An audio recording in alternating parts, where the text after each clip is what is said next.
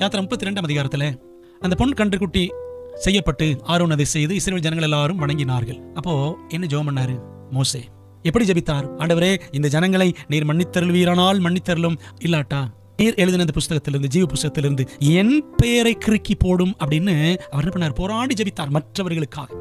மற்றவர்களுக்காக ஆண்டவர் அவர்களை தொடுகிறவரை, அவர்களை ஆசீர்வதிக்கிறவரை நாம் ஜெபிக்க வேண்டுமே.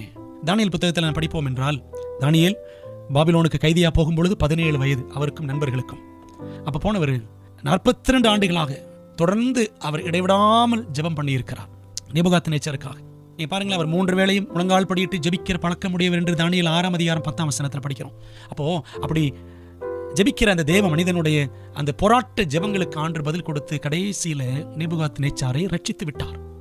அதற்கு சாட்சி தானியேல் 4ஆம் அதிகாரம். தானியேல் 4ஆம் அதிகாரம் மட்டும் தானியேல் எழுதவில்லை, நேபுகாத்நேச்சார் எழுதி கொடுத்தார். அதை தன் புத்தகத்தில் தானியேல் சேர்த்து கொண்டார். அப்ப அந்த போராட்ட ஜெபம் அதை நீடித்திருக்கும், பதில் கிடைக்கிற வரைக்கும் போராடி ஜெபிப்பதுதான் மன்றாட்டு ஜெபம், மற்றவர்களுக்காக ஜெபம். அப்படி நம்ம மற்றவர்களுக்காக போராடி ஜெபிக்கும் பொழுது ரிசல்ட் ஒருவேளை, விளைவு, பதில் ஒருவேளை உடனே தெரியாமல் இருக்கலாம். ஆனால் விடாப்பிடியாக நாம் ஜெபிக்க வேண்டும் என்பதைத்தான் நமக்கு பவுலின் ஜெப அனுபவம் கற்றுக் கொடுக்கிறது.